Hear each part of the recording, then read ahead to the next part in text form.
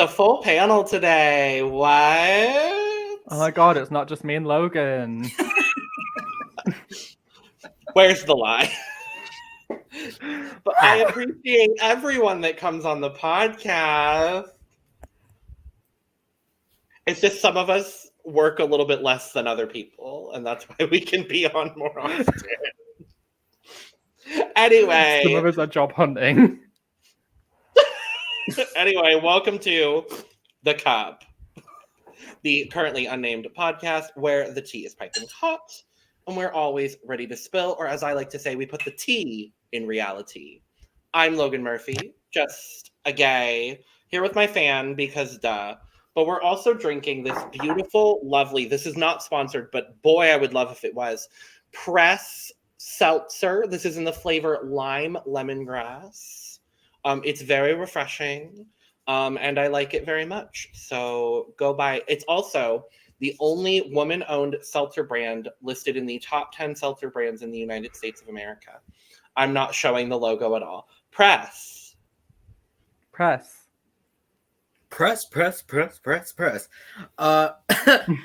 And here with my new and improved dildo bottle. My name. Oh, and drinking some water. Thank God we're not monetized. My name is Sam DMP, also known as Sam de Monteverde, also known as Anissa Longer, fellow-friendly, trans, non-binary, Filipino-Canadian hot mess hailing all the way from Toronto, Ontario, Canada. And I'm Eris MV, York's punk rock hairy fairy. And Christmas comes once a year, and so do I when I'm on antidepressants. Wow! I've been there with you!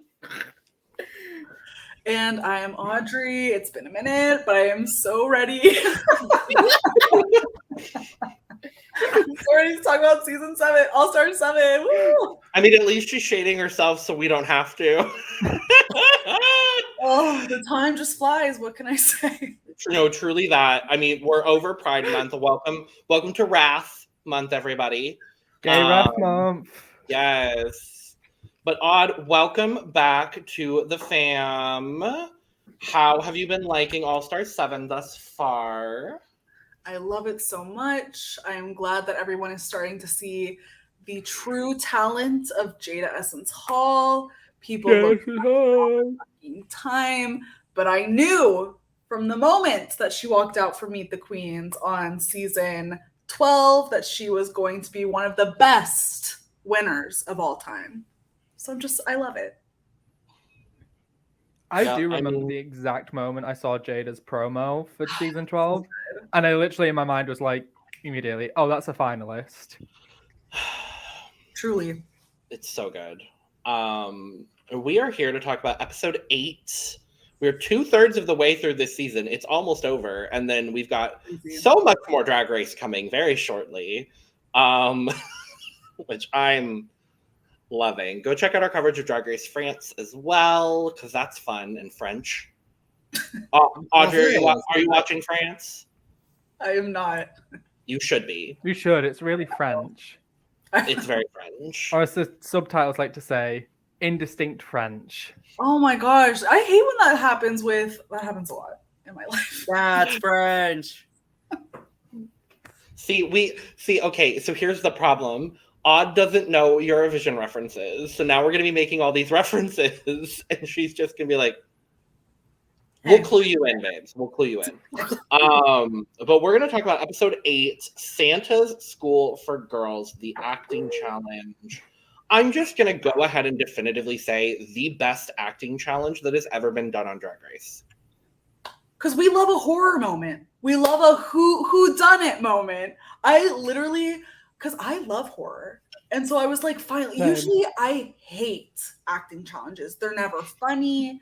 They're never good. But this was at least like, the whole time I was like, okay, well, I at least want to know who did it. Like, let's see. Like, these people were at least fun to watch. So I will say, I also really love Daytona Wins. I didn't watch much of season 14 because choices, but I saw Daytona Wind, and I just, forever in my mind, I'm just, Maxine!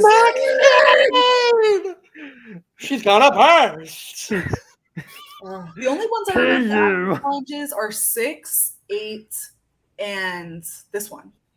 Why are you taking all this time putting on this? Wait, there's more. It's literally the part. Wanna That's waste the my only time thing I doing remember. that, bitch. I also am. Oh, go ahead, Sam. Sorry, I was gonna say the car wreck, the car crash, train wreck that Oh, we Shakespeare. know of Shakespeare, specifically God. McBitch. My Harsh. Who goes there? Brutal. This performance brought to Lois you the by Kishi- Lithium. Lois the And I'm just gonna go ahead and say as well, I think 97% of the success of this challenge is going to be attributed to Janicza Bravo, who we will be talking about in depth because I did not know who this woman was prior to this episode. Have you And never now seen I am. Logan? No, I haven't. I have a lot to say. Such a good movie. Y'all need to go watch I believe it. I'm going to. It Zola? was What's so good. It's so Zola. good. I rewatched it after. Is 'cause I that was the like, one that "Oh." was based on a series of tweets? Or Yeah, yeah. See, I've heard about that. it's really good. Definitely recommend. I mean, anything produced by this woman, anything done by this woman, I truly just. We'll Beautiful. get into it when we get into the Yes. discussing the acting challenge. But I have a lot of thoughts on a lot of stuff from my Yeah. experience with a film degree. I would like to share. Yeah. Oh, that's what you went to school for. Yeah, It all makes unfortunately. sense And look at now. me now. I'm A a drag teacher for queen in some York. reason. Come on, Serena Cha-Cha. Not Serena Cha-Cha. Anyway, I'm the Serena Cha-Cha of educators. It's You are not the- like having it's not like having a teaching assistant. It's like having another student in there who gets paid to be there and doesn't learn anything. no, you are This the. is why I'm you are changing the- jobs. You are the Serena Cha-Cha of the York drag scene. Okay, that is too far. Narcissa Vice is right there. Anyway, I need to come to York at some point and just be like, "Hi, I've made fun of all of you." Anyway, we come back into the workroom where Miss Icon Legend Essence of Hall, Jaida Essence Hall, has now received her third. Perfect. Legendary Legend Star. And that other bitch has two as well. And she blocked Miss Yvie. And Yvie straight up comes back into the workroom and is like, "So why'd you block me?" And the Tuck actually gave like a really, really good explanation. She's like, "It was between you and Jaida. You both have 2 stars. You haven't been blocked yet. Jaida won, so it's you." And Evie's like, "Yeah, that's cool. I accept that." They're all But so cool this season. They're like, okay, whatever.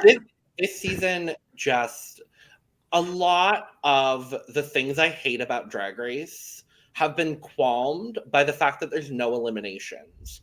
And I don't necessarily want there to be no eliminations moving forward, but this is the freshness that I've talked about wanting to see on Drag Race for a long time. So I'm really happy to I'm happy to see this season. This has been a really, really great season.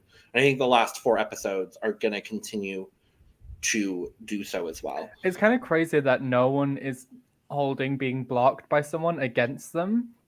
Like, there's no one Except for Jinkx Monsoon. Except for Yeah. Jinkx Monsoon, yeah. no one's like frothing at the mouth over it though. Like Jinkx is like, Other than Jinkx Monsoon, no kidding. Well, like, and even Jinkx "I'm is like, gonna "I'm hit irritated, you, but I Vivienne." get it." It's like she's like, "I'm irritated, but I get it." yeah. And then all of the 1-star girls are kind of like, "So do I give up Nothing, now?" nothing. And then I wrote down one of my favorite quotes, I think of all time on Drag Race, which I will be recreating because I found out you can buy legendary legend stars on the WoW Presents website. I will be buying one. And I will be recreating this exact quote from Monet X Change where she says, "I'm sitting here bald-headed with 1 star." As a bald person myself, I just feel like I need to represent for my community. And so I will be purchasing a legendary legend star. And I will be my Halloween costume this year will be this The quote. White Monet Exchange. No, this quote from Monet Exchange. It's not Monet. I'm not gonna be Transaction. Monet. Yes, I am Euro transaction.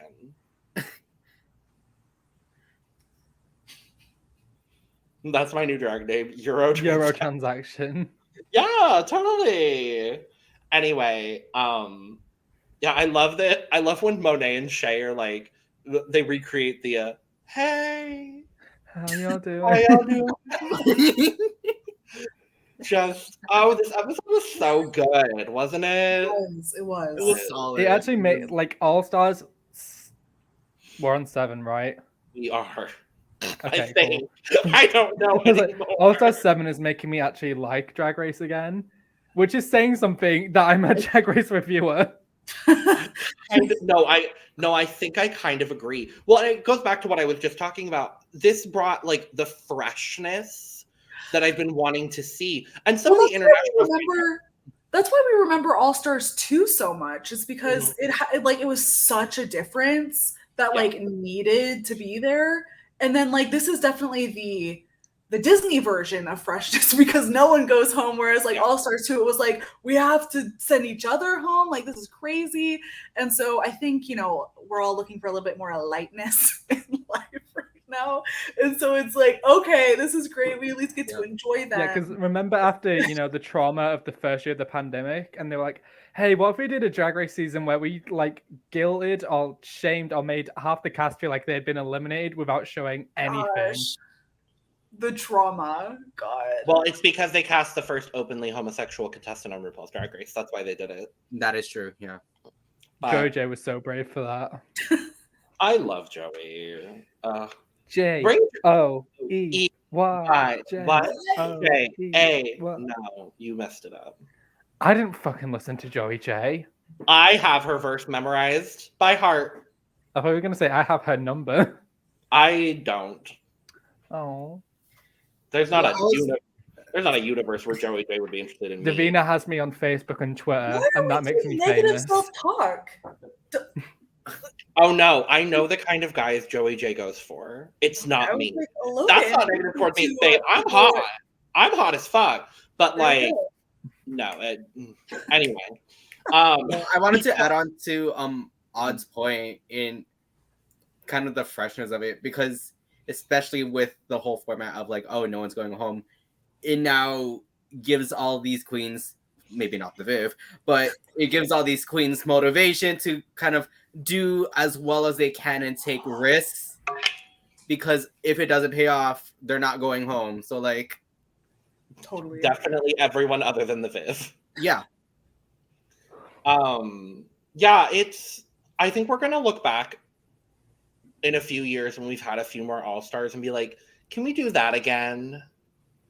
And I hope they do. I hope they recognize like the success that this season has brought. I honestly pay to get some other winners to come up. I would have loved for the all winners format to literally just be a separate franchise. So we could have gotten this and an All Stars this year, and then possibly a sequel to this a couple of years down the line, or maybe even next year. Who knows? And then also got an All Stars. I think All Stars 10 will be all winners again. Yeah, it feels like a very round number, and it's a number. That would be based on the format that they typically do. It would be in 3 years. So, like, I think that would be enough time. We'd probably have another 75 Drag Race winners by that point. So there's a lot to choose from. There are. I would love to see Auntie Chan compete on all winners after she wins Drag Race season 16. Come on, Auntie Chan. Please. Girl, we all want you. I mean, I know she applies. I want everyone from IMH show to compete, honestly. Please. Be so good. I think Alexis could possibly do really well. And I think Alexis could win, and I think Darby would go home second. Yeah, I think they would set Darby up so bad. Second. They would set Darby up in the most horrific way. Truly, truly that. But that being said. And none for Bussy Queen. Anyway. I need to stop screaming. I'm in a shed. Anyway, we come back to the workroom. I want to talk about Raj's workroom look this episode. Yes, Roger looked amazing. Roger has looked good every week. The workroom outfits have all just been so cool. And the Vivienne. Anyway, No, I think the Vivienne is giving interesting angular movements, specifically in the jawline area. What is with drag queens in the UK winning competitions and just saying, hey, I need to get filler in my face. I think the head shape I want to go for is diamond. The thing is, Crystal Versace already had filler prior to winning, so... I'm talking Crystal, I'm talking Ellis Atlantis, I'm talking...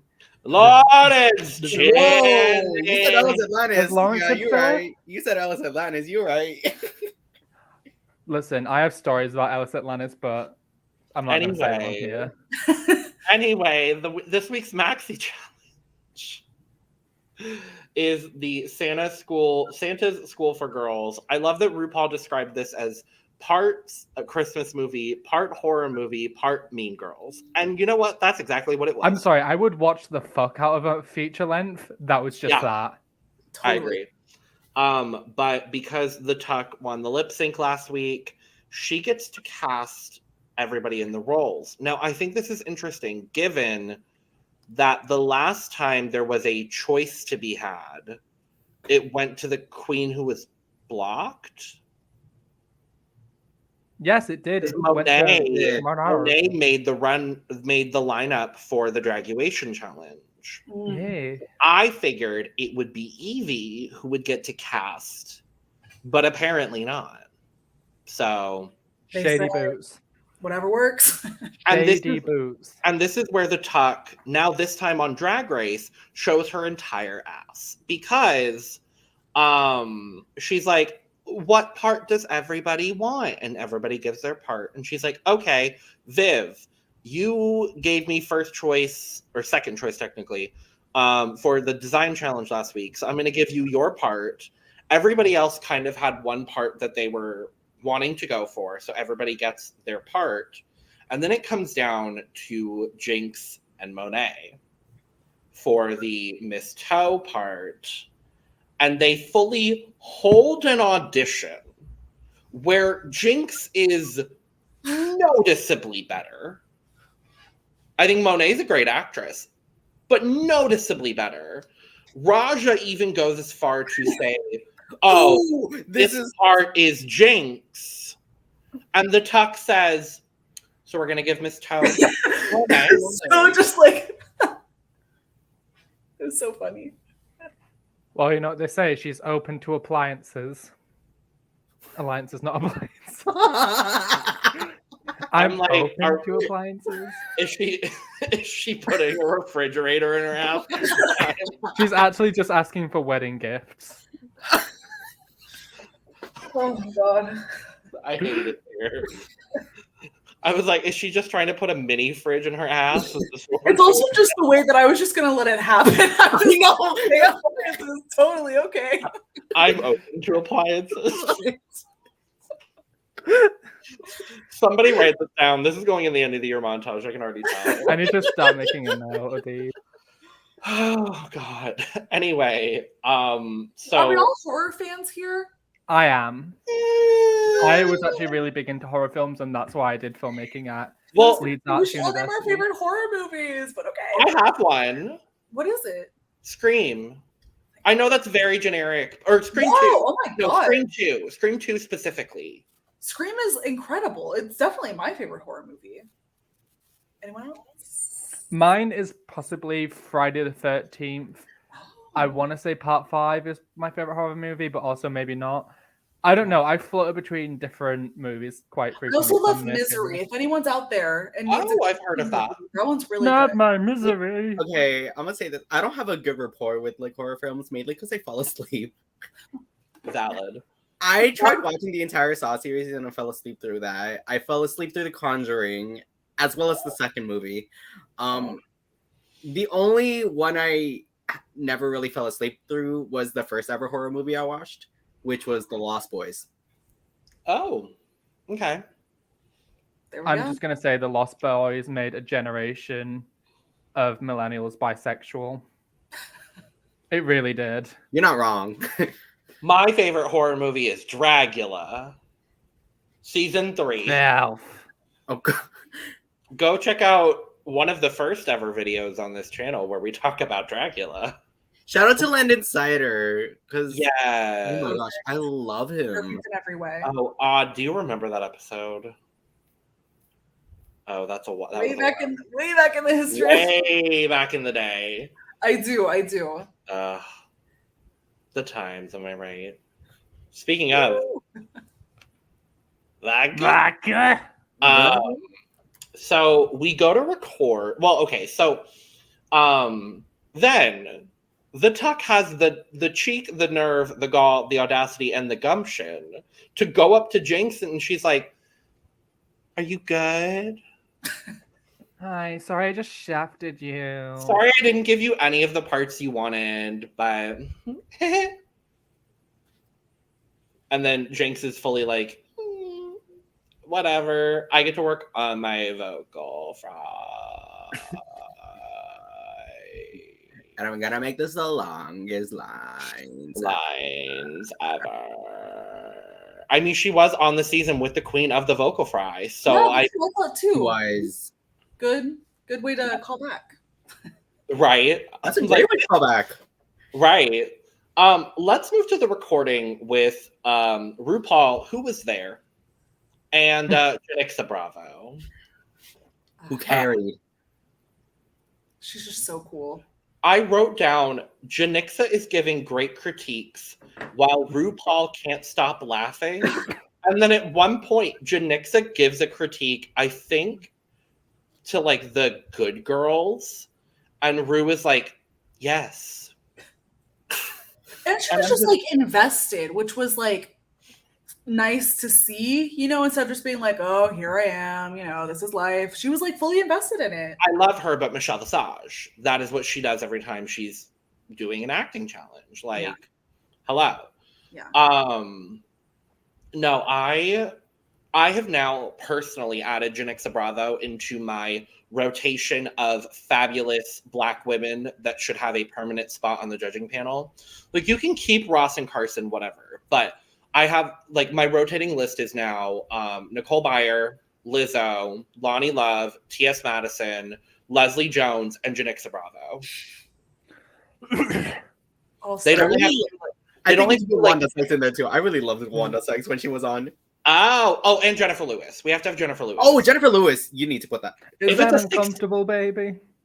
I feel like there needs to be a permanent spot for a fabulous Black woman on the judging panel. Please. I feel like with Michelle, she used to really know the girls, like around season 5, like she like was really like she knew them so well because she used to tour with them.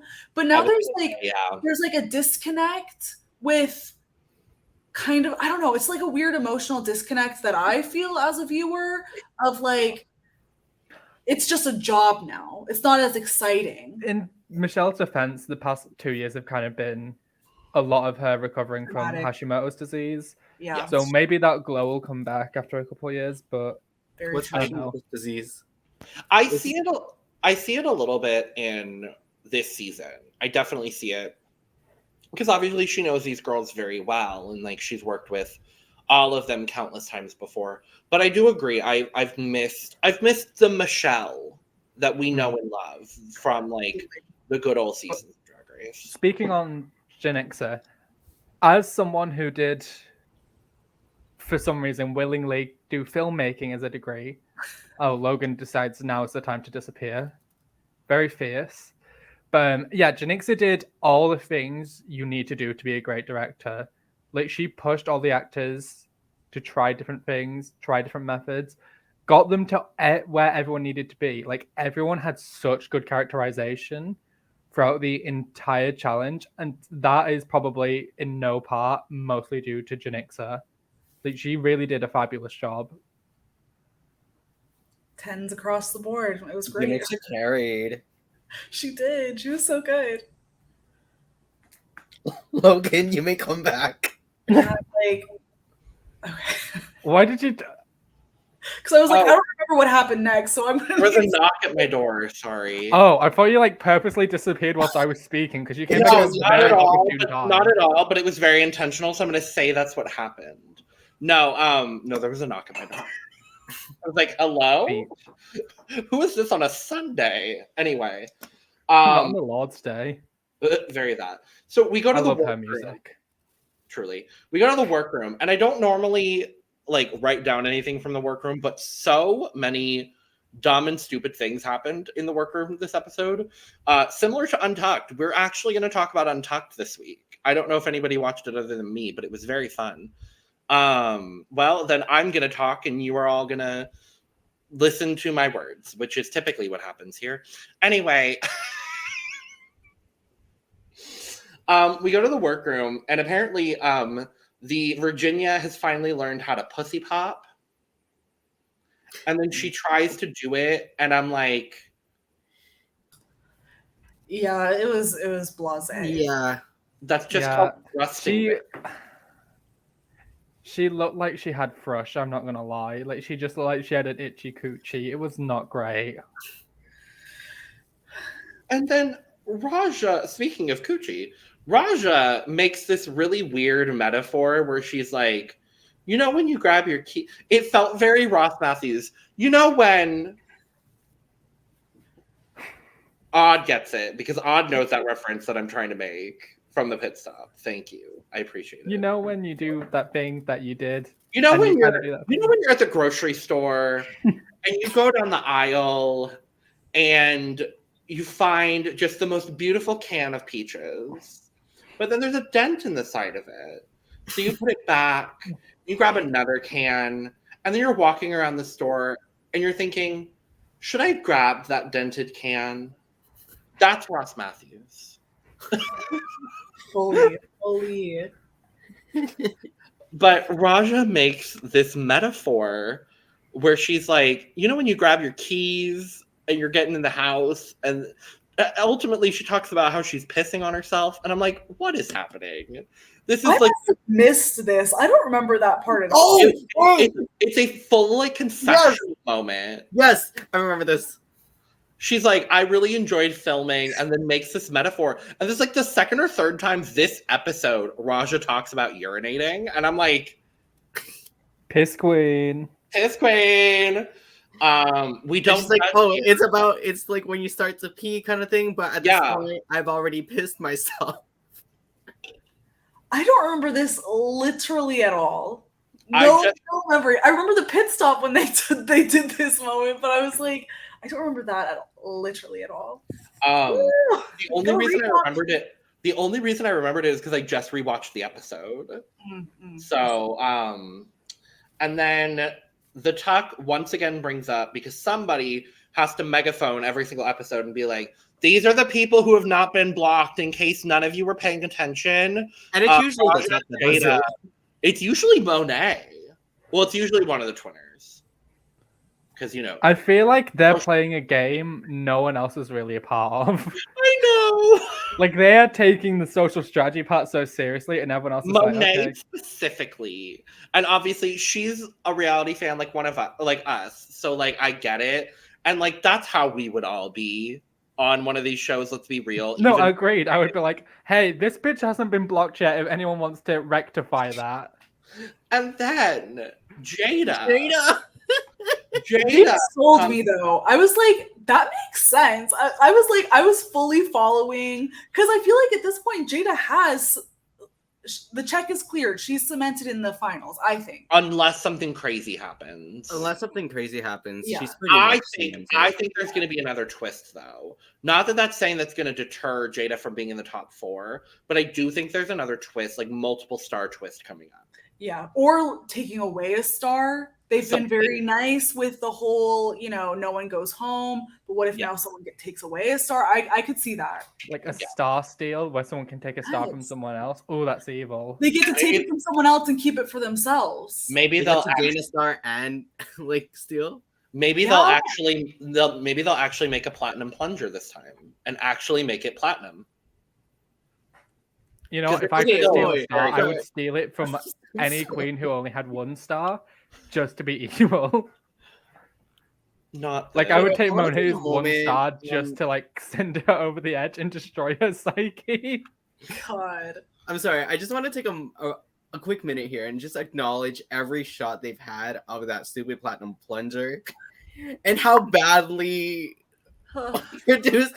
It's not even like just what they're doing with it. It's just them zooming into the plunger. We love a hard zoom onto a plunger, honestly. Like, oh, okay, sorry. I also have a story. Sorry, literally on my first day, the first day I went to Pride, like literally after work, I saw so many like guys dressed up like as like kinky sexy policemen, and they all had platinum plungers, and that sent me. Well, I was like, plungers what and a cops have a choice. lot in common What because a they're both choice. associated with being shit. anyway. Wow. Jaida's argument, very compelling. I agree. Yeah. I was like, Yeah, sure. And then they're recreating horror movie like death scenes. And I love the one moment where the tuck entertained me in this episode. She was like, "Oh!" Fell. all over. And then Jaida just being like, Because it's true. It's very Michael Myers of her. it is very Michael Doesn't Myers. run, just walks. Truly that. Sam's murder weapon of choice is going to be the dildo. I hate you. Anyway, let's talk about the runway. Yes, let's do it. Yes. Runway. Bring it to the hodgepodge. Hot pause. Yes. Category for the week is Nitty Nitty Bang Bang. Okay, can I just say I am so annoyed at the category name because Nitty Nitty Bang Bang is like it's good, but Crochet You Stay was right there. Oh. Yeah. Oh, macramazing. I love that Okay, they were I'll- probably just told on the brief, knitted. Yeah. Bring it, or I don't even know what was on Yeah, there. I was gonna ask, do any of you get the reference here? Chitty chitty bang bang. Chitty chitty bang bang. Chitty chitty bang bang. Chitty chitty bang bang. Anyway. Let's start with the Virginia Compromise. This is beautiful. Yeah, she looks sweaty. She said it was like 20 in Untucked, which apparently I'm the only one that watched. She said that this was like 25 pounds. Yeah. It's definitely really, really beautiful, but her panty, I didn't understand why that wasn't white. Mm-hmm. That was my one thing. Otherwise, it's really cool. Obviously, really heavy, but that it kept taking me out of it. Yeah. That it wasn't white. Yeah. I do love the hair because it reminds me of my Auntie Ange. She has like always used to have a fierce updo, and I miss that. She changed her hair not too long ago. Auntie Ange, if you're watching this, please start having a beehive again. It was really fierce. I will co-sign, though I've never seen it. Can we bring back the beehive? Sure. For 1 second, I thought you were going to say, can we bring your Auntie Ange onto the podcast? Oh, that's you. Yes, let's bring I'm my here for straight 50-year-old leopard print wearing, chain smoking aunt onto the Drag Race podcast. Absolutely. I'm on the grand dame. Absolutely. Yeah, I mean, there's nothing groundbreaking about this other than the physical weight of it. But it's well done. I like Totally. she was the only one who put the knitting needles in the hair, which I did appreciate that detailing. Obviously, a lot of time and effort went into making this look, so I do appreciate it. For me, my cup is going to be at like 90% full today. Yeah. Yeah. My cup is at like 80% full.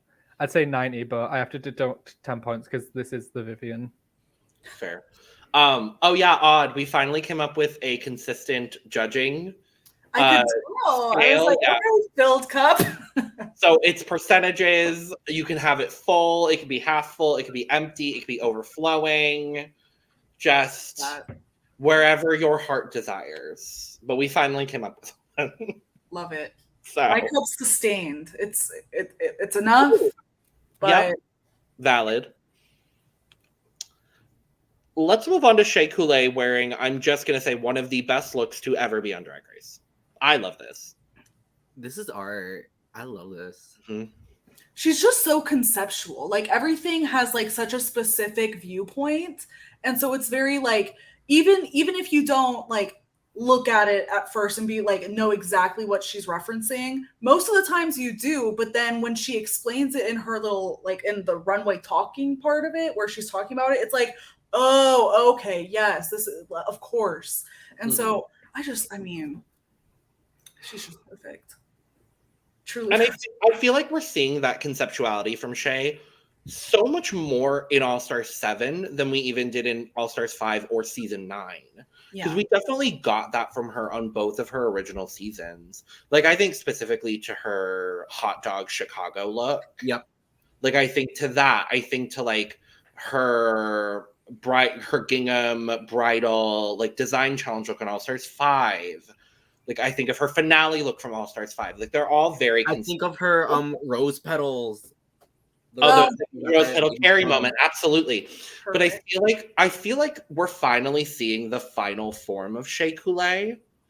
And well, it's I feel really like she's just having fun, you know? Like I feel like for a lot of them, like obviously in your first season, you have to prove that you're good enough. You have to prove that you're good enough to win.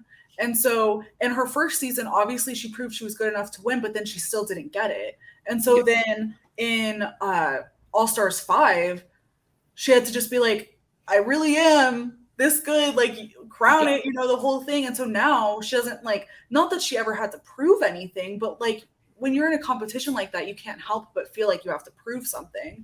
And so now she's just like, woohoo, this is great, this is fun. I'm going to say something like controversial. Let's hear it. Don't shoot me. I really hated a lot of what Shea wore in season 9.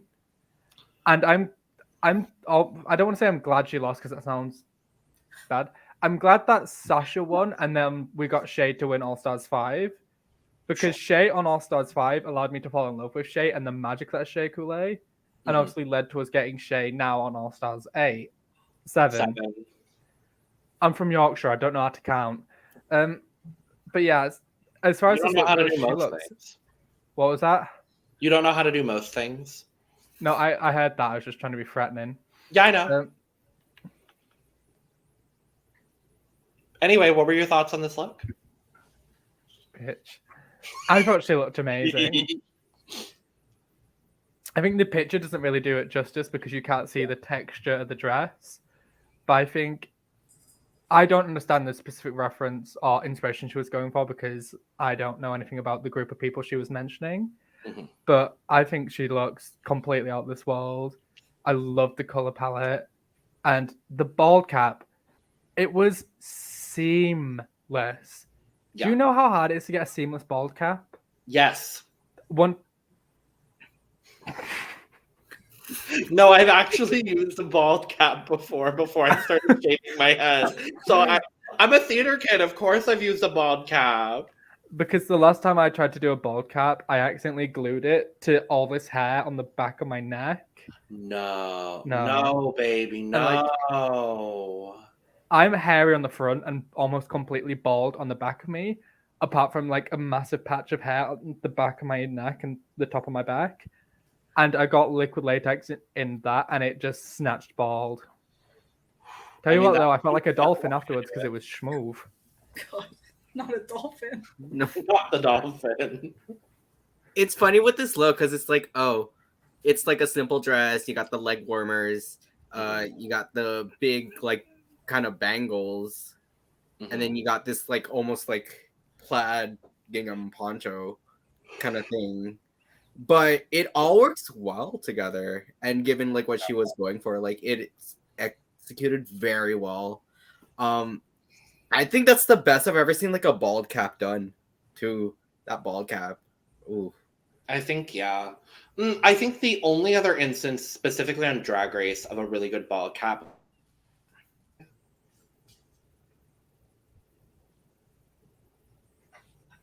But yeah, no. What'd you say? It cut out. Yeah, I was like, okay, dramatic pause. The only other instance is that literally was what it was like. I was like, not this. I was like, is it just me? No, I was gonna say Vanessa Van Cartier. I think is the other person that I immediately. Oh, yeah.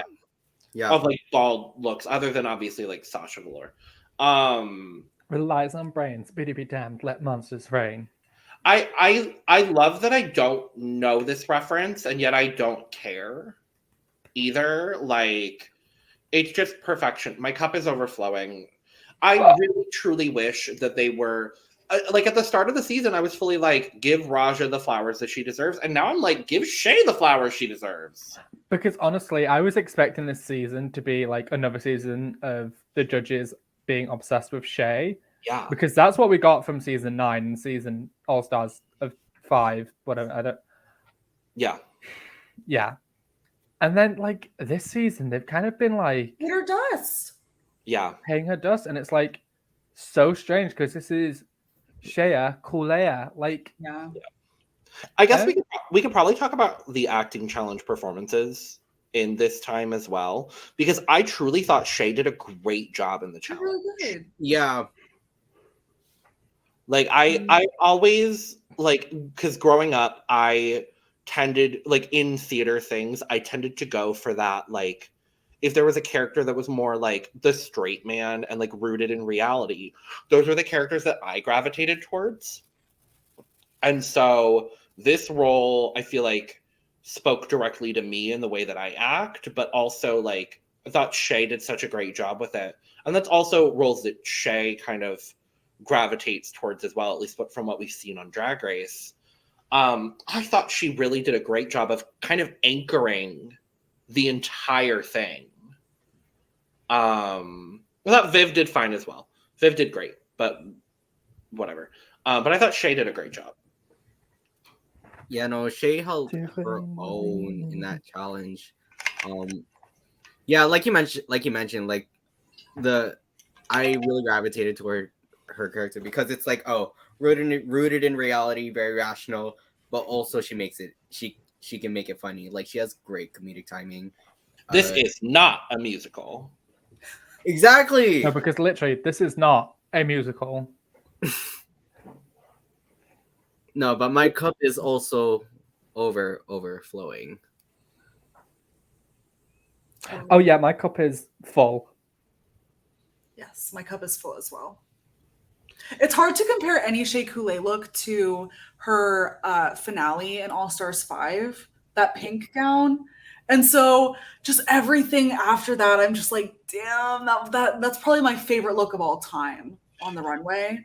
I just thought about the idea that Shea Coulee could have a finale gown this season, and I want to see it. I feel like they all will, won't they? They all will. I hope. Yeah, I hope you guys see the finale gowns and then they announce the top 4.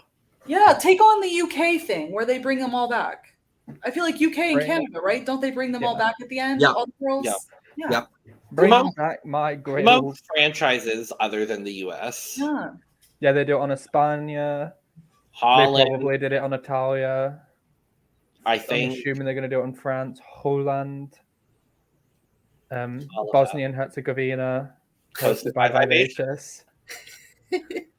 Let's move on to Yvette Nicole Oddly. This was the best photo I could find.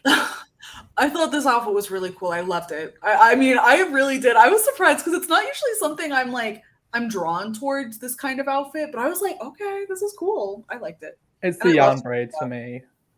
Yeah. The what? Yarn braids. Like she had braids made out of like yarn. Oh yeah. Just so cool. Yeah, no, everything about this outfit like was great for me. I loved it. And I thought you said the ombre, because I was gonna say the same thing too. It was the ombre for me too. Portrait of a scarecrow on fire. No, but like everything on this outfit was like very well done. Yeah. The fact that it was dip dyed as well. Yeah. And like Yvie brings up a really important thing. I forget whether it's on the runway or it was in Untucked, but she talks about how she's been working on this outfit for like 4 or 5 months. Which makes me think, like, how long did these queens get to prepare for the season? Because it's a while, because they had people say no. And so they probably started reaching out to people earlier on to see, like, okay, who's actually going to come? Yeah. Because it seems like they've kind of been very lax with everything this season. We'll talk about a tweet thread that I pulled from this Didn't week. they have? I keep cutting you off, but didn't they have like stuff like sent to them too, like while they were still there? Like they would receive stuff while they were there. That I don't know. I heard that. I think maybe I heard that on Race Chaser. I wouldn't be surprised. I need to catch up on Race Chaser. I haven't. I've been very busy. But yeah, this is beautiful. This is one of my favorite Yvie Oddly looks, I think, ever. It's really cool. Yeah. Me too. The headpiece as well, the knitting needles with the yarn, the giant knitting needle hands. My cup is full. You go work, Yvie. My cup is overflowing. It is into Logan's room. It is in Eris's room. It is in Odd's room. Yeah, I saw it. Yeah. My cup is.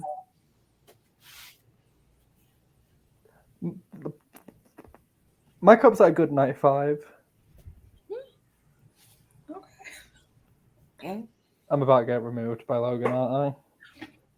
No, we're just gonna move on to Marlena Dietrich. Marlena Dietrich. This is the most glamorous Jinkx Monsoon has ever looked on Drag Race. Yep. Glamour. It is, but I'm just not excited by it. Valid. You know, Yeah, like it looks beautiful, but like I don't know. I think the issue is with it being all winners, that a beautiful ground really just isn't going to do anything. Yeah. Oh, at all. And Jinkx looks lovely, gal. But I mean, yeah, people came out in some really insane shit this episode. Mm-hmm. And by comparison, this is just a very lovely gown. Yeah. But as Aretha Franklin once famously said, beautiful gowns, gorgeous gowns. Not this. Wow. Yeah, I mean, I think honestly for me, it was mostly the color. Like, I feel like if it was in if the gown was in any other color, I think I would be a little bit more excited about it. Imagine if it was in red. I would cry. That'd be amazing. Or even like with Jinkx's skin tone, I would love like this in like an emerald green. Ooh. It would complement her hair very well. Exactly. I mean, green and orange, green and ginger, a great combination. I would even say maybe like an indigo, because that's not really a color that Jinkx goes for very often. And we're 8 episodes in. I just wish there was a little bit more. I guess the word I'm looking for is versatility from Jinkx. Because she has it when it comes to the performance of it all. Regardless of what challenge it is, she's going to perform. I just wish, and her runways are better than they were on her first season. But I would hope so. I would also hope so. I'm just missing a little something. I think that's kind of why we really enjoyed the Whatever Happened to Baby Jane Fonda. Yes. Where she actually did end up like showing off her body. And it's not like something we typically know Jinkx for. But yeah, no, I kind of feel the same way where this is very well executed. I think Jinkx looks amazing in this outfit. I love the tribute to Marlena Dietrich. But yeah, no, there is something missing about it. Yeah. I think with that being said, my cup is going to be an 85 because it's clearly very good, but it's not unique really in any way. I'm going to say it is at an 80. My cup is also at an 80. 3 for 3, 80. Well, shit. I'm the nice one for once. What is this? Gasp. I know. Let's move on to the talk. I don't know what a grumpkin is, but I need one immediately. I think the shoes look She's I giving. like the idea of it. She's She's giving interesting angular shapes. The hair is a Baps moment. It's also a little Contessa touche. Wait, No. Don't do baps like that, baby. Don't do baps like that. Wait, do y'all remember when Nick Cannon dyed his hair like in a leopard print? I do not. I just remembered, and I put that out of my memory. Sorry. But also, this photo you got of the song. Yeah. I think it's really endearing. What about it? I think it's really endearing that a fan gave her this Yeah. creature. Yes. And I she was like, didn't I'm know gonna she pan had look at any. this. Yeah. Well, I mean, she had to buy a new one after the last one was sucked up into what is now her ass. I will say I liked it better on the runway compared to this picture. Like I remember like when it was on the runway, I was like, okay, you know, at least she's trying something different than what we've been seeing from her. It's not like we're not gonna remember it in a few weeks, but it's not like good. yeah. I kind of like it. Fuck you, really? It's so terrible, it's good. No. No, actually, I'm gonna be honest about that too. I think that's kind of what I like about it too. It's like Ugly beautiful. It's so bad. Like if it was ugliest gown ever, this would clear. I like the I idea. mean, I know I've had some alcohol today, but no. Okay. I also wasn't as high on her acting challenge as the judges were. No, me The neither. judges I were thought like, she oh was, my gosh, she did so good. And I was like, she did fine. she was It was really a- mid. It was another very safe choice for her, and she got to cast everybody. Yeah. I felt it was a very safe choice for her. Yeah. I mean, I- she followed Janicza's directions and she Mhm. took note of that and did it. But well. I will add Grumpkin. Yes. Grumpkin. Okay. Grumpkin. Wait, sorry, not to cut you off, Eris, but do y'all remember there was I wasn't saying anything important, clearly. Do y'all remember that movie Ugly Dolls? No, Vaguely. because it came out like last year and it was for toddlers. Okay, or this gives me Little Big Planet. Sorry, Let's not do Little Big Planet like that, baby. I'm sorry. Ugly Dolls I can get behind. The fact that the tuck was technically in the top for this challenge also just upsets me. Shea Coulee was right there. Like, I don't get it. Let's My cup- Okay. I say My let's cup move. is empty. No. Yes. I'm the- sorry, the this leopard- is not, under no circumstances, is this comparable to what Lova La Diva wore on this episode of Drag Race France. I prefer what Lova La Diva wore on Drag Race France to this. What's the passing grade in Canada? It's 50. I would give it a Canada passing grade. I would give Yeah, it 50%. well, it's different. It's different. I would say she's passed like a Canadian passing grade. Because I think it can pass, but it's not like a wow, you know? Yeah. I'm on that same boat with you. Yeah, see, it makes sense. I feel like No, I just because my cup missed is also something at really 50. funny. You did. That's what you get for walking away. You'll have to watch the episode to find out. Fuck you. No, I'll be slightly shadier. My cup is at 5%.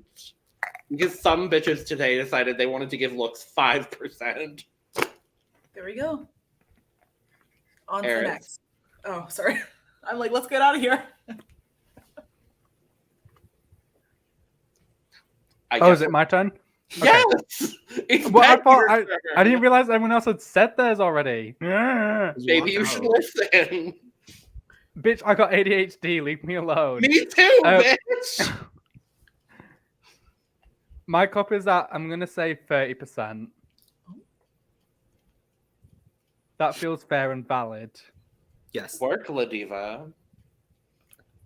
Don't you fucking do it. Monet X Change. I have a lot of thoughts. And by a lot of thoughts, I mean I loved everything but the shoe. I loved this look. I thought the hair was so fun. I love a drag queen in a high-waisted panty. Like a high-waisted panty looks so good on a drag queen because it covers everything that needs to be covered. Okay, cinches. He's calling these booty shorts. I feel like it's just like you're saying, like high-waisted underwear. But she said I'm wearing little booty shorts, and I was like, huh? Like this is wild. I call them granny aunties because they're like the panties your grandma and aunties would wear. Yeah. Well, Michelle calls it what Vanity Milan called them, like poom poom shorts. Poom shorts. Michelle literally says that in her critique. And Monet was like, like Monet understood what it was. But Pum pum power. Sam. I really like this. I like everything about this look except for the shoe. I'm gonna agree. I didn't realize the shoe. I like the little bad. Yeah, I like the little pom-pom that's on the shoe, but not the shoe itself. Totally. I agree. I think this is my roommate had a weird comment where he was like, this is something that like I've seen before from Monet, and I was like, when? Yeah. When and where? This fully gives Monet. This is kind of like the essence of Exchange, if you will. Yeah.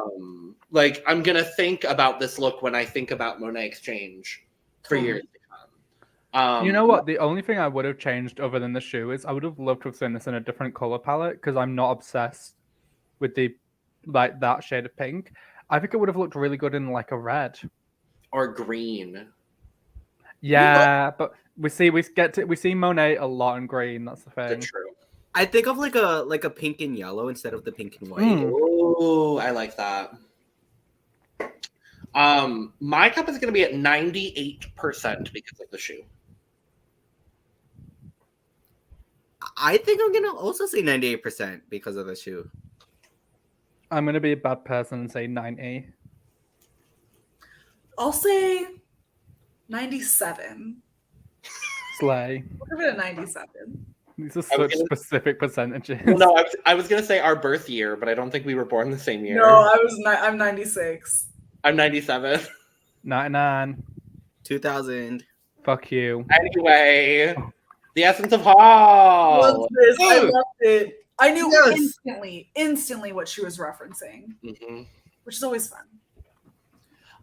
I didn't watch the show that this was referenced on, so I didn't know the reference, sadly.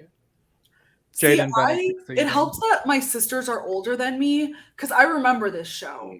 I don't have specific memories of being like, oh, yes, let's watch this show. But I've seen it and I knew exactly who she was when she walked out. And I think there was like a meme that went around like last year because there's this part in the show where the main character like throws her legs. Oh, it was this podcast. It was like, who's the freakiest freak? And there's like this clip of the girl in this and she's like throwing her body around real crazy. And so that's like what I think of when I think of no, but yeah, I love this look. Yeah. I grew up watching Big Comfy Couch. It is a core part of my childhood. It is what got me to love clowns and the red noses. Because I used to be like horrified of clowns. But yeah, Del Rio. I love this look so much. Very well executed. I love the train. I love the lavender. I don't know. It's fun. I love her face. She's a fun girl. Jaida just has so much range. She has so much range with what she can do. She's very versatile. Janicza even says it in the critique. She's like, she has a lot of range. And I don't know, like, I was thinking about it since this last episode, and I was like, is Jaida like the best winner we've ever had? Like, is that too far to go? I feel like she really is. I mean, I feel like we'll find out. of of its generation. Maybe, I think. Of the modern generation of Drag Race, perhaps. Because the only one who I think could rival is Shea Coulee. I think Shea can rival Jaida. Yes and no. I think someone, as far as like well-rounded, like if we're looking at an all-around winner, I think the only person for me that instantly comes to mind, given all of the factors of drag and Drag Race, would be Bob the Drag Queen. Mm-hmm. Yeah, totally. People have this weird habit of saying Bianca's the best Drag Race winner ever. I strongly disagree. Bianca might have one of the best track records ever, but she is not like the strongest Drag Race winner ever. She's a brilliant comedian. The best one. She can, of her, blah, blah, blah. I know, envy Peru, blah, blah, blah, blah, blah, blah. But as I'm trying to say, I've completely lost my train of thought. Fuck you, Logan. I've completely lost what I was saying because of you. You were saying Bianca might be the best. Oh no! So fans say, like, a lot of fans have this idea that where they say that Bianca's the best winner, and like Bianca's a wonderful seamstress and a great actress and a great comedian. Mm-hmm. But if Bianca was to come back, she would never be able to succeed in the singing, dancing girl group challenges. I mean, we saw Shade the Musical, and she was lucky she got to like walk around in a gown for the entire thing. There was a tweet that went around the other day, and it was like the weakest winners of all time. And it was, I forget everyone who was mentioned, but I just remember Alaska was mentioned, and I was like, what? Weakest winners? I don't think Alaska should be on there. Like, I think it was... This post brought to you by a Katya fan. Probably. It was like Alaska, I remember Violet was on there, and then... a winner from a franchise that I haven't seen. Like, I hadn't seen the season. Was it Canada? What? Was it Canada? No, it was Thailand. Oh, which winner are they talking about? Because I know season 2, I'm pretty sure. Angela? Don't you? Yes, they said that. And Angela Anong is one of the best people to win Drag Race, point blank. And ever.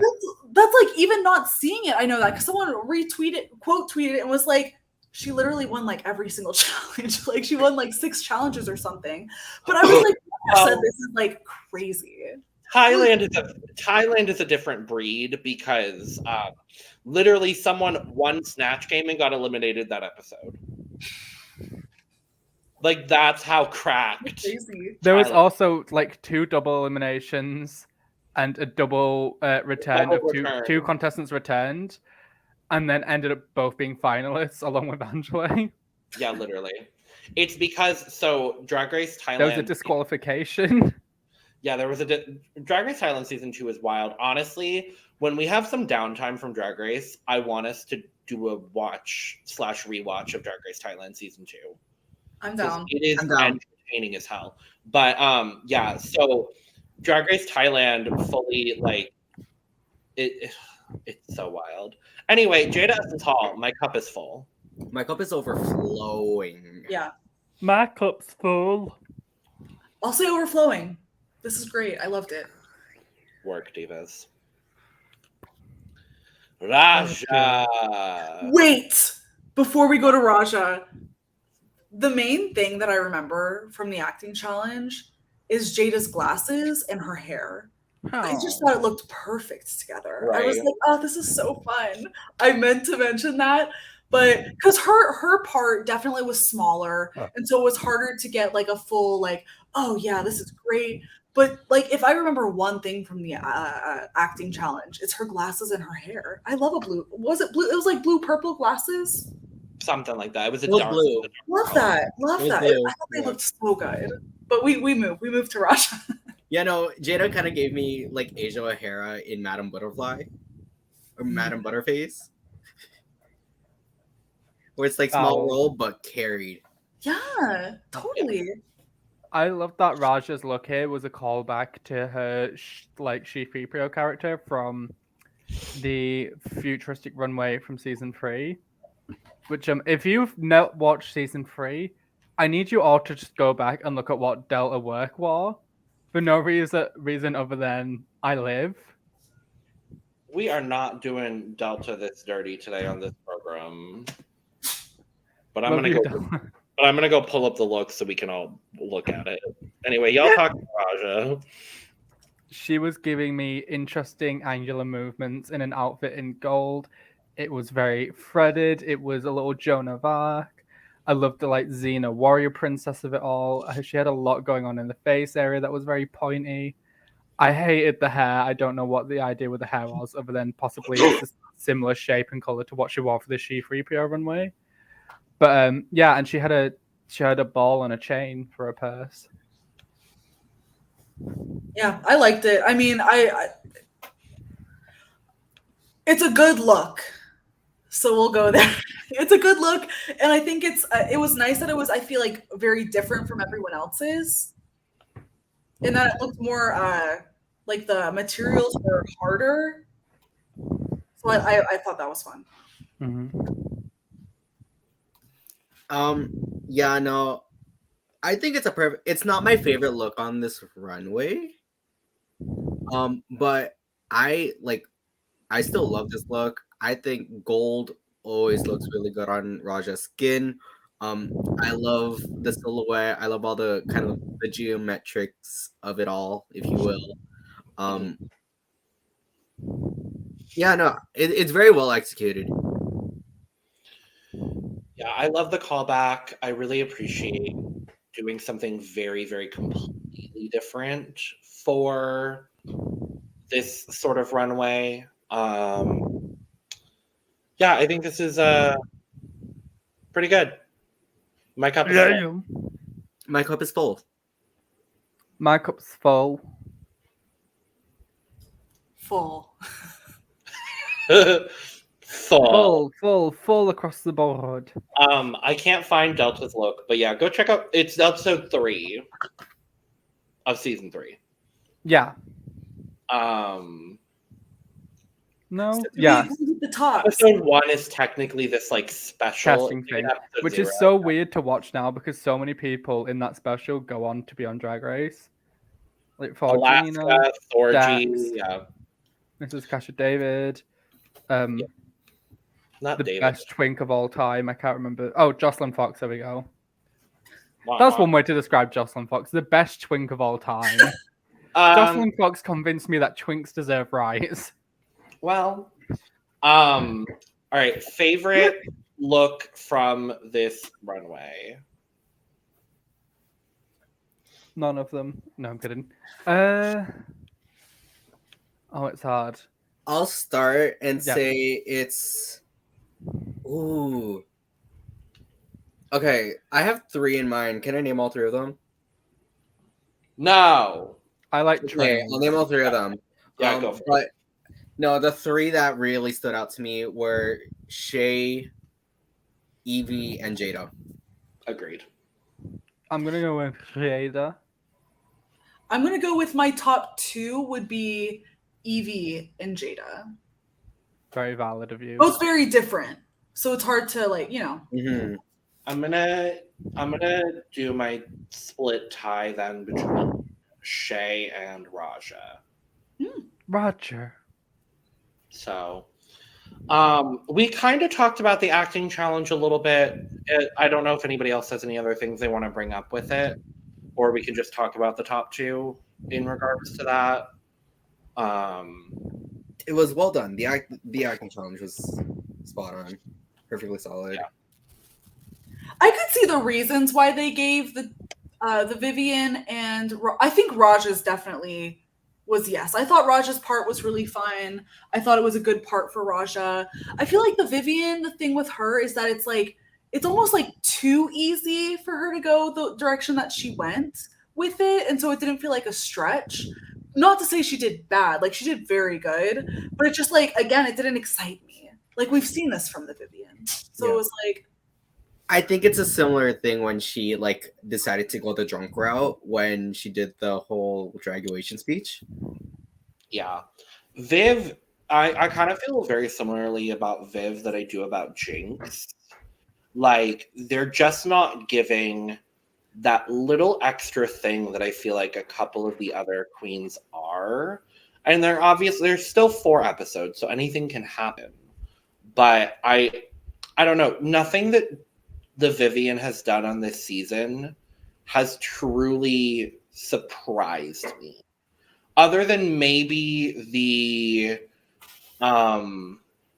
runway where she came down in like the bondage thing. That was really like the only thing that kind of like threw me for a loop. But nothing she's very done. normal. Yeah. I don't actually know. She's not normal. She's ordinary. You know what it's reminding me of a little bit? It's reminding me that the Campo should have won. Well, yes. Yes. It's reminding me of the way that BB competed on All Stars 3. Because everything BB did on All Stars 3 was very good. But there was nothing earth-shattering other than her Grace Jones. Like, so RuPaul, when are we going to fuck? Like that was definitely a highlight for her. But I feel like everything else she did, as far as like her demeanor, performance and challenges, like there's a few exceptions, but I feel like for the most part, she was very, very just there. And I kind of feel the same way about Vivienne. And I wonder if that's just like a thing with the first winner of a franchise. Like if we get another all winners and we get people like Priyanka, if we get people like Envy, if we get Carmen, if we get... I don't think so. I think at least with Priyanka's just fun. You know, I feel like she's down for whatever. I also feel like Veronica's drag has like improved. So I just called her Veronica again. Priyanka's drag has improved so much since Cold Drag Race Canada. There we go. Cold Drag Race. You can tell it's nearly 1 a.m. for me. Cold Drag Race season 3. What time actually is it? It's like nearly 1:30 in the morning. Cold Drag Race, but yeah, Priyanka's drag has like improved so much, and she's developed so much, and I'm expecting to see the same from Carmen. I want to say I'd expect the same from Envy, but I don't know if Envy has the room for it because Envy's drag was pretty flawless coming to Drag Race to start with. Yeah. Kita, maybe. I don't know what Kita would bring. I would love to see Kita. I would too. For a season that's otherwise pretty much forgotten, I would like to see Kita because I feel like she has nice outfits and nice drag, but I think the only thing that's stopping her from going to the level that we've seen on All Stars 6, 7, fucking hell. The level we've seen on All Stars 7 is probably money. And I'm pretty sure Down Under was one of the seasons where they gave people money. So 50,000, I think. That's not bad. 30,000, something. It's better than a badge and a show no one will watch. Unless What's it's partner out with Lawrence Jenny. Anyway, we find out that the winners of this week's challenge are the Virginia Compromise and Raja Gemini. Do we agree? Sure.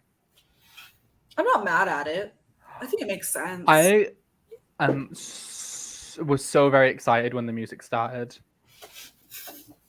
I would like to ask, why is the Vivienne in an off-colored baby grow? Why has she got a gag around her neck that she didn't do anything with? Because she's a super freak. Okay. It's giving the same thing I just talked about with Viv. It's giving generic. Ordinary. Walmart. I'm sorry, but some of the lip sync outfits we've seen this season, and ones that haven't even gone to lip sync, have been amazing. And even ones from Viv. I could buy what the Viv wore for this. Like, Me too. You don't, why don't you have... and this is just a drag performer thing. Every drag performer should have a good, slutty, black latex bodysuit somewhere in their closet so they can perform Super Freak, S&M, Montero, or anything like that. And the fact that the Viv probably does and didn't even bring it is so... That being said, Raja looked wonderful. I loved this look from Raja. Mm-hmm. And so they lip synced to Super Freak. it started and I was like, it's Super Freak or Hammer Time. And I'm like, I'm cool either way. I would be excited for Yvie. I wanted to like this lip sync. I think the only thing I liked was the Vivienne nearly breaking her ankle. No, I'm kidding. I'm not that mean. No, I forgot that she fell. That was actually a really good recovery. She fell. No, I get such secondhand embarrassment for like awkward situations. Like the full body cringe. Oh my God. Like you just feel it run through you where you're just like, ugh. Oh, she kept going. What could you do? It's like, and then right in front of the other girls too. Like there was no missing it. You know what she did? She poured a bottle of water on herself because she's such a super freak. But you know who did it first? Silky Nutmeg Ganache. Stinky Nutmeg Garage. Not. I was happy Raja won overall, though. Yeah. I Yes. think that's what made me be so Raja- cheered with the top two is that Raja won. Raja encapsulated the song in a very chic way, in a way that's very of the time, rather than going for like the playing it out quite literally, going for the fetish route, which the Vivienne tried and floundered. Mhm. So I'm still bothered by the baby grow. It was an off-color baby grow, and I'm going to lip sync Super Freak the next chance I get to be on stage, just because I'm so angry it was done so poorly. The Vivienne fell, and she fell hard. She fell hard, bitch. She fell. Paramedic. She did not do a spin like Akasha did. Paramedic. Nope. Make sure she's okay, because I was not She- ready. The paper bag. Anyway, Raja wins the lip sync and was so, I feel like, shocked and excited. She was like, I oh my was fucking like, God. So happy. I was like, yay, Raja's finally getting recognition. It's giving me the energy Jan gave when Jan finally won a challenge. Honestly. Like after being gaslit for an entire season. Oh, 2 And a half, Two yeah, whole season and a half. 2 seasons. Anyway, Raja wins the lip sync, blocks Jaida. I felt like that Boo. was sure. Boo. Sure. I mean, it's the fair thing to do, but also boo. Well, here's the thing. I think Jaida could do very well in next week's challenge. What's next week's? It is It's the ad. dance challenge. It's a dance challenge meeting the branding challenge. Yeah. So they have to come up with viral TikTok dance, right? Yeah. Yeah, we thought this was going to be a musical, and instead it's just going to be a disappointment. I'm excited for something different. This is something different, a la the Draguation speeches. I don't know if it'll be as good as that challenge was, because I really like that challenge. But I'm ready for excited. Jinkx Monsoon to be funny. I'm ready for a funny challenge from Jinkx. So in the preview, she's shoving a sandwich in her mouth and Multiple. calling it the cinnamon challenge. No, she's comparing it to the cinnamon challenge. So, fun fact, in the Sims 4 Ultra Violence mod, there is a way to kill people by shoving a grilled cheese down their throat. So maybe that's the reference. And then I just want to point out the fact that Raja is like, I'm the only one that hasn't been blocked yet. So Raja's getting blocked next week, is what I'm hearing. Thank you for loudly announcing that to the pack of wolves. At least then, everyone will have been blocked at least once. See, I want at least one person to get through the entire season without being blocked. There's However, only- because Raja is the only one left, it's going to be Raja. Oh, absolutely. Unless she wins the challenge. And you which- know what? Raja's going to get blocked and get put back in the top again. Watch it fucking happen. Oh, yeah, probably. I am excited for our remaining 1-star queens, Shea and Monet, to hopefully win. I think Monet has a good shot of winning this. Monet, I think definitely. Shea and Monet are currently in a tie for last. That's insane. If you had told me that like 8 weeks ago, I would have been like, "You're I would shitting not me?" have believed you. I feel like it'll be more exciting too, even past the fact that I just love both of them so much. But it would be more exciting to watch the end game if they do win next week, because then so many people would have 2 stars. Well, no, the thing is, if it's Monet and Shea that win next week, everyone has 2 stars except for Jaida. Yeah. Is Well, that no, an suppose. interesting end game? Yeah. Yeah, see, I'm excited to see what they do at the end. Yeah. Because I know a twist has got to come, because they can't go into the finale with one person with 3 stars and several with 2, because it's not going to work out. We've discussed this, but it's worth like multiple stars. Yeah, we've mentioned this, and we've also thrown around the idea that maybe there's going to be like superlative stars or something like that. Oh yeah. But like everybody gets a superlative star that they can give out to somebody else. Yeah, and also like, oh, this person didn't get blocked, here's a star. If you didn't get blocked this season at all, you get a star. Or if you got blocked the most this season, you get a star, which I could see happening, because that means they get to give another star to Jinkx. Because most challenge wins doesn't necessarily mean most stars. Yeah. See, a lot of these would work out in Jinkx's favor. And in my mind, I feel like Jinkx is possibly going to be the winner of the season. I just get the feel that they'd like to give that pedestal to Jinkx. I feel like, because that's what I thought to start, but I feel like there's kind of been a slip and kind of just like a veering away from, and it could be a veering away to then have her come back and be like, oh yeah, like really, like final couple challenges. But because at the start, I too was like, I think Jinkx has it, but there's something about Jaida that I think she really is like. If Jaida wins, like I'd honestly, if this entire cast, I'd be happy with Jinkx winning. But I think if Jaida won, I would like stand to my feet and scream. It'd be so satisfying. Probably same reaction with Monet. Yeah. I would be very happy with Monet. Really, any of them except for the Tuck and Virginia.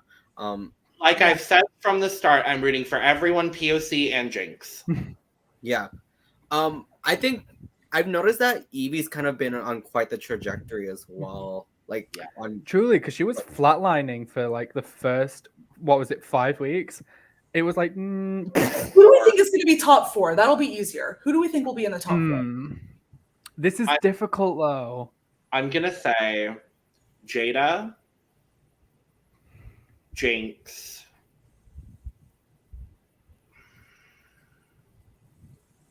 Shea.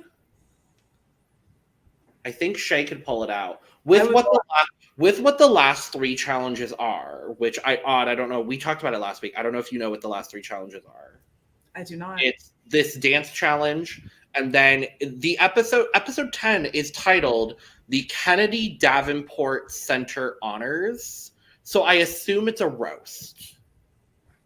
That's kind of what would make the most sense. It's going to be something where they have to be shady, which I think Shea could win as well. So the TikTok challenge, roast, and then episode 11 is a talent show. Oh, okay. I think Shea could easily win the last 3 challenges. Yeah. I think we could see Shea winning all 3 of these. So I'm going to say Jaida, Jinkx, Shea. And for my heart, I'm going to say Raja. If I follow my heart, sorry to interrupt. No, you go first, Olive. If we're following our hearts here, I think Jinkx is going to be there based on what we've seen from the editing this season, and so we'll just put her in there, right? And then Jaida, I want to win. I think she is on a really good trajectory to win. Monet and Shea. That would be the perfect final 4 for me. Mm-hmm. For me, I'm going to go logistically rather than what I want, which means I'm seeing Jinkx, I'm seeing Jaida, I'm unfortunately seeing the Tuck, and then the 4th spot feels like an open end. I want to say Shea, but I just don't know at this point. I feel like it could be Shea after these 3 episodes. But if everything continues as it is, I could see Yvie in that spot. Yvie would be so good in the top 4. My thing is, if they put Yvie in that final 4, it's going to be very hard for them to justify anyone else winning a Lip Sync SmackDown. Which is why I don't think they're going to. Yeah. Right. Unless they set her up like they do a la Kennedy Davenport style and give her a song that just really does not play to her. Unless the other 3 people in the top 4 are Jaida, Shea, and Monet. Yeah. That would be the perfect top. Jinkx with a goofy Yvie, Jaida, Monet, Jaida. all black top 4, abso-fucking-lutely. Absolutely. They're all fierce performers. Just so good, every single one of them. They're some of my favorites just in general across the Drag Race franchise. And so if they were all in the top 4, like that would literally be perfect. I'm fully ready for Jinkx to be in that top 4 and to get like another Malambo number 9. Malambo number 5. Did I almost just say Mambo number 9? Malambo number 1. Malambo number 1. There we go. Thank you, Logan. But where they basically, I don't know if you know the tea, but apparently they were supposed to. I know that. Yeah, I know. Lip sync to an En Vogue song. It was supposed to be Free Your Mind. So we would have had Free Your Mind 3 times as a lip sync. And instead they're like, oh shit, Jinkx is in the bottom of Detox. Let's give them something goofy. So I feel like that would probably happen where they're like, okay, the lip sync song for Jinkx and Jaida is going to be Baby Shark. I mean, they had Old McDonald. No, it's going to be Baby Shark. It's going to be There's No Business Like Show Business. There's no business like show. No, because one of my favorite lip syncs of all time. Yes, no, because that lip sync is so underrated. I love that lip sync. They both ate. That could have been anyway. Sam, who is your top 4? Yes, sorry. So I definitely see Jaida. I see Jinkx. Ooh, there was a third person that y'all mentioned that I could see Shea as well, like pulling, given what those last 3 challenges are, and then this is like a compromise of like, oh, what I see and what I want as well. So because I see their trajectory, I'm gonna say Yvie. Oh wow. Well, that's what we think, but let us know in the comments what you think. Thank you for joining us for All-Star 7, all winners, Eleganza, Extravaganza, Boots the House Down for Your Nerves, Social Strategy Race, Yes God. We will be back next week in some capacity to talk about a TikTok dance challenge, which I never thought I would say on Drag Race. Fun. Here we are. So thank you so much for joining us. Subscribe, like, and share on the way out. And Janicza Bravo! Janicza Bravo! Watch Sola! They wanna blame it on the edit. Blame it on the edit. Blame it on the edit. You don't want no credit.